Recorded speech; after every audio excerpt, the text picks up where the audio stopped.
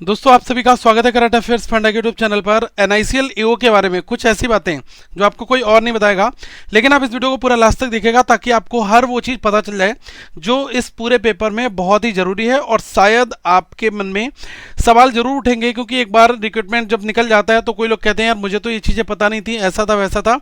तो पहले से ही सारे फैक्ट्स को आप सभी को जानना चाहिए। अब देखो गाइज, ये है कि अगर आप अभी बैंक पीओ क्लरिकल, जैसे कि SBI PO, SBI clerical, IBPS PO, IBPS clerical, RRB PO clerical, आप अगर ऐसे एग्जाम की तैयारी करें तो क्या आपके लिए भी यहाँ पर कोई पोस्ट है एनआईसीएल ईओ में? बिल्कुल है। उस पोस्ट का नाम है जर्नलिस्ट की पोस्ट। ठीक है, तो आप लोग जो है जर्नलिस्ट की पोस्ट के अंतर्गत यहाँ पर फॉर्म भर सकते हैं। ठीक है, बट उससे पहले दो बड़ी चीज़ें मैं यहाँ पर आपको बताना चाहूँगा। सबसे पहले चीज़ एक तो यह है कि यहाँ पर जो सैलरी स्ट्रक्चर है ना, बहुत शानदार है। आप देख पाएंगे कि अप्रॉक्सीमेटली जो ग्रॉस आपको इमोलमेंट्स है वो लगभग 80,000 के आसपास में होंगे, जो मेट्रोपॉलिटन सेंटर्स हैं वहाँ पर। और अदर बेनिफिट्स बहुत सारे हैं, जैसे कि आपको एनपीएस का है, ग्रेचुटी है, मेडिकल बेनिफिट है। ठीक है, बहुत अलग अलग तरीके के बेनिफिट है, ये आपको यहाँ पर मिलेंगे। और आपका जो बेसिक पे है वो 50,925 यहाँ पर बनता है। इसके बाद लगभग जो सैलरी है वो आपकी 80,000 के आसपास में यहाँ पर बनेगी। लेकिन गाइस, सबसे जरूरी चीज वो है सर्विस बॉन्ड, गारंटी बॉन्ड। ठीक है, ये है क्या? काफी लोग इस चीज को स्किप कर देंगे, लेकिन यहाँ पर मैं आपको बहुत ही डिटेल में ये वाला नोट यहाँ पर क्लियर करूंगा। इसमें लिखा हुआ है ना कि before joining as a provisioner the selected candidate will be required to give an undertaking to serve the company for a minimum period of 4 years including provision period. देखो, अब आपको कम से कम 4 साल के लिए यहाँ पर अपनी सर्विस देनी कंपलसरी है। ठीक है, मतलब आपको 100% जो टाइम डिवोट करना पड़ेगा वो करना पड़ेगा 4 year। इसमें 3 साल तो आपकी ब्रांच सर्विस हो जाएगी और 1 साल जो आपका प्रोविजन है वो इंक्लूडेड, मिलाकर कितना हो जाता है? इस तरीके से 4 year आपका बनता है। ठीक है, अब इन एनी केस अगर किसी पर्सन की एनआईसीएल ईओ में रिक्रूटमेंट हो गई और उसने यहाँ पर ज्वाइन कर लिया, उसके कुछ समय के बाद में अगर उसका एसबीआई में पीओ पर सिलेक्शन हो गया, या उसका कहीं पर आईबीपीएस में पीओ पर हो गया, ठीक है, या फिर उसकी एसएससी में किसी ऑफिसर रैंक में नौकरी लग गई, तो वो इनसे छुटकारा पाना चाहता है और चाहता है कि मुझे एनओसी मिल जाए और मैं यहाँ से रिजाइन देना चाहता हूँ। तो वहाँ पर जो गारंटी बॉन्ड है वो आपका इनेबल हो जाएगा। और क्या क्या चीज़ें हैं वो ध्यान से समझना। यहाँ पर लिखा है in the event of their resigning from the company before the expiry of the bond period, मतलब जो 4 साल का पीरियड है ये आपका खत्म नहीं हुआ है और आपने उससे पहले रिजाइन दे दिया, दे विल बी लायल टू पे लिक्विडेटेड डैमेज, मतलब कि जो नुकसान कंपनी का हुआ है वो आपको यहाँ पर लिक्विडेट करना पड़ेगा, उतना पैसा आपको पे करना पड़ेगा। ये किसके बराबर होगा? Equivalent to 1 year's gross salary. ठीक है, जो आपकी ग्रॉस सैलरी होगी उसके बराबर होगा यहाँ पर। ठीक है, वो पहले आपको डिपॉजिट करना पड़ेगा।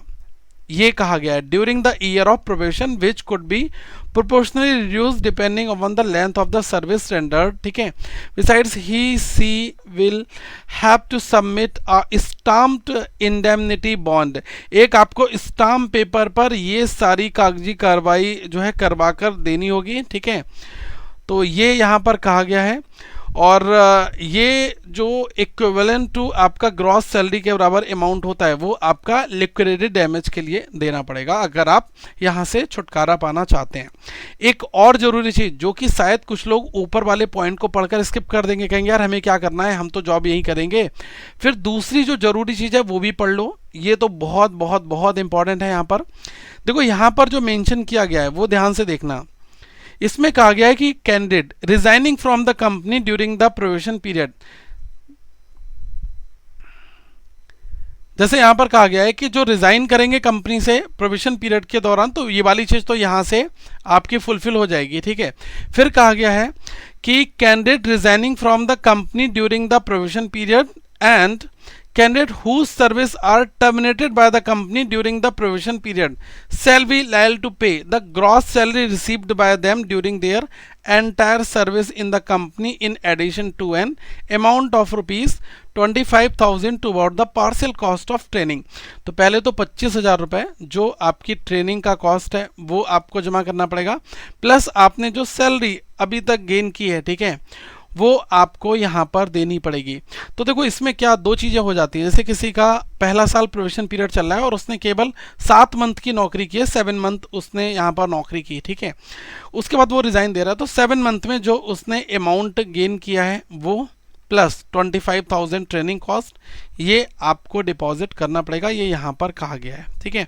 और ऊपर वाले में ये चीज़ है कि आपको 1 ईयर की जो ग्रॉस सैलरी है वो पेड करनी पड़ेगी अगर आप 4 साल से पहले अपनी सर्विसेज को जो है कंपनी से छुटकारा पाना चाहते हैं, ठीक है। ये चीज़ यहाँ पर है, आप देख सकते हैं। और ये भी यहाँ पर इन्होंने मेंशन करा, नो लीव सैलरी और the pension condition will be made, तो ये कुछ इनकी टर्म्स कंडीशंस हैं जो गाइस यहाँ पर है, ठीक है। अब अगर आप इस फॉर्म को भर रहे हैं तो मैं आपको हर एक चीज़ बता रहा हूँ, क्वालिफिकेशन क्या है, एज क्या है, पेपर का पैटर्न कैसा होगा, ठीक है। दो चीज़ें मैंने आपकी यहाँ पर बता दी, जो आपका सर्विस बॉन्ड और प्रोबेशन पीरियड है, और आपकी कुछ अदर डिटेल्स यहाँ पर है, ठीक है। एक चीज़ और कहूँगा कि इस एग्जामिनेशन के लिए जो सोर्सेस हैं मार्केट में कम अवेलेबल है, बट हाँ जनरल अवेयरनेस करंट अफेयर्स है वो आपको current affairs funda complete provide करा देगा, जिसमें आपको अगर लास्ट 6 मंथ के current affairs, general awareness, banking awareness सब कुछ ही होगा, वो आपको करंट अफेयर्स फंडा के मोबाइल एप्लीकेशन पर मिल जाएगा। तो आप पहले तो हमारा ऐप को डाउनलोड कर लेना, ये है हमारा करंट अफेयर्स फंडा का मोबाइल एप्लीकेशन, मैं नीचे लिंक दे दूंगा, आप अगर उसमें डाउनलोड कर लेंगे तो इसमें आपको मॉक टेस्ट वगैरह, आपको जीए के कोर्सेज बहुत ही अफोर्डेबल रेट में मिल जाएंगे, जो आपके प्रिपरेशन में काफ़ी हेल्पफुल यहाँ पर रहेंगे, ठीक है। एक वैल्यू तो जरूर यहाँ पर ऐड करेंगे अगर आप तैयारी अपनी कर रहे हैं। अब देखो यहाँ पर जो जर्नलिस्ट की पोस्ट है वो है 120 पोस्ट, और बाकी ये जो है आपकी स्पेशलिस्ट पोस्ट हो जाती हैं, जिसमें ये वाली पोस्ट हैं risk manager, automobile, legal, accounts, health, IT, इन सभी का जो एलिजिबिलिटी क्राइटेरिया है वो बिल्कुल डिफरेंट है, और जो जर्नलिस्ट का है वो बिल्कुल अलग है, कॉमन सा है, ठीक है। अब यहाँ पर कहा गया है कि आपके 1 to 21 ऑफ अगस्त तक जो ऑनलाइन पेमेंट है वो लिए जाएंगे। 9 सितंबर को हम आपका ऑनलाइन एग्जामिनेशन कंडक्ट कराएंगे, और साथ में जो फेज 2 ऑनलाइन ऑब्जेक्टिव डिस्क्रिप्टिव है वो हम आपका 8 अक्टूबर को टेंटेटिव डेट है, इसमें हम कंडक्ट यहाँ पर कराएंगे। अब देखो प्रोवेशन में इन्होंने ये कहा है कि 1 साल का जो प्रोवेशन है वो आपका होगा, उसके बाद जो है आपका एम्प्लॉयमेंट कन्फर्म यहाँ पर कर दिया जाएगा। A candidate appointed in the officers cadre on a regular payrolls of the company shall be on the probation for a period of 1 year from the date of joining। जिस date को आप duty join करोगे उस date से आपका probation start हो जाएगा। Probation period में be extended twice by a further period of 6 month at a time stretching up to 1 year, ठीक है।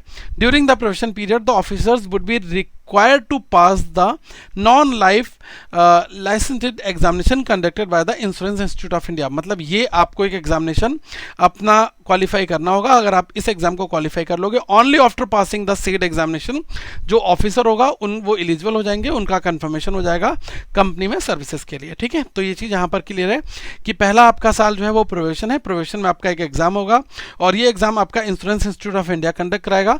अगर आपने ये क्लियर कर लिया उसके बाद आपकी सर्विसेज यहाँ पर कंफर्म कर दी जाएंगी।